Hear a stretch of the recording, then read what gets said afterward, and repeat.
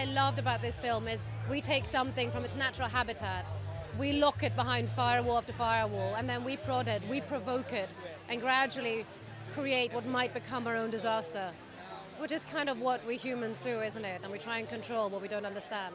Hi, Rachel. Hi. Hi. You were the first to sign on to Live. What made you sign Was up I? to Yes. them? Yes, you were. I was.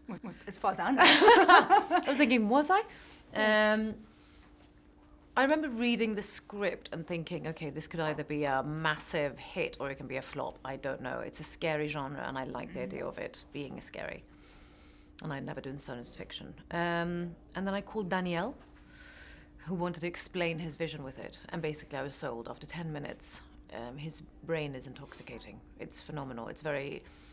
He wouldn't only sell it from the purpose of it being science fiction. He knew that what would catch me is the tension between the crew, the character, what drives them, their goals, their ambitions.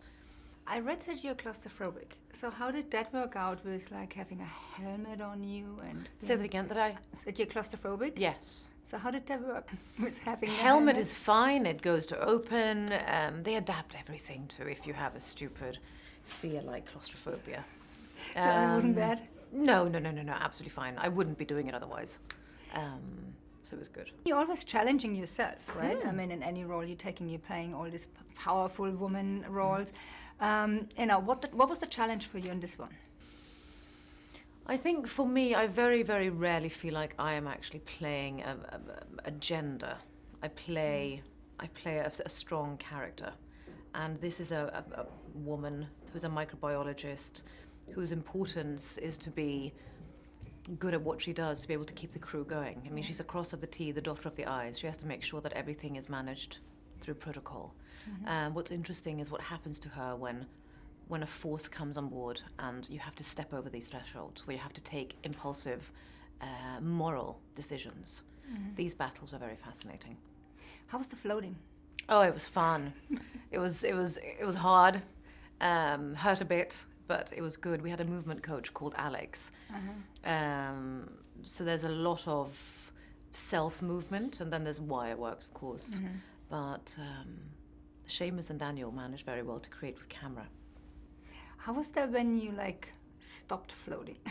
You don't stop floating. You literally, I'm not joking, you go to the car like this, and you sit down and you're sitting like this, because there's always a bit of movement. Never stop floating. And when you come home at night, what was the first thing you did? Get your balance back? Probably just kick off my shoes, jump into snuggie pants, and sort of hold on to something and watch a documentary or something. I like detaching from what I've done. Tell me, space, Mars, interesting. Do you think is there something out there? Definitely.